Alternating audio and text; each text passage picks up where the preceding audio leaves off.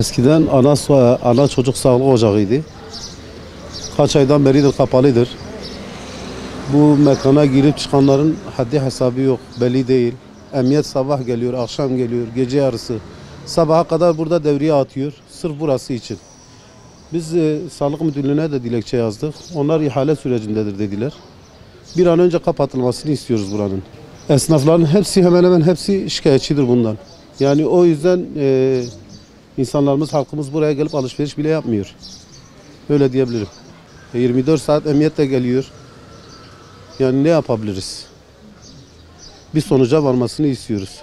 Biz istiyoruz burası boş kalmasın, güzel bir şey olsun.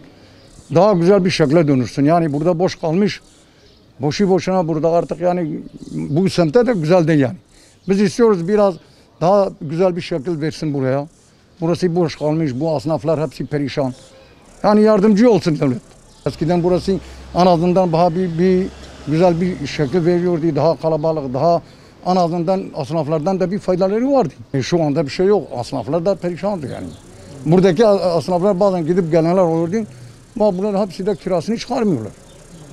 Yani en azından burayı güzel bir şekilde çevirmelerini istiyoruz.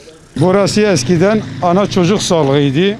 Gelen giden oluyordu, çarşımız daha fazla menfaat görüyordu. Şimdi boşaltıldı. Esrarcıların, berdoşların meskeni oldu. Bundan esnaf olarak çok rahatsızız.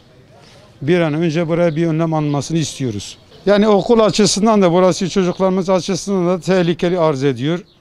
Buraya acil bir önlemin alınmasını talep ediyoruz. Yol geçer hanına dönmüş. Serserisi, soytarısı, bali, esrar işeni hep burada mesken tutmuş burayı. Okula da yakın olması hasebiyle yol güzergahı buraya acil bir önlemin alınmasını bir şekilde değerlendirilmesini istiyoruz. Bu esnafı çok etkiliyor olumsuz anlamda. Gidip gelenler açısından da çevreye de çok kötü bir örneklik teşkil ediyor.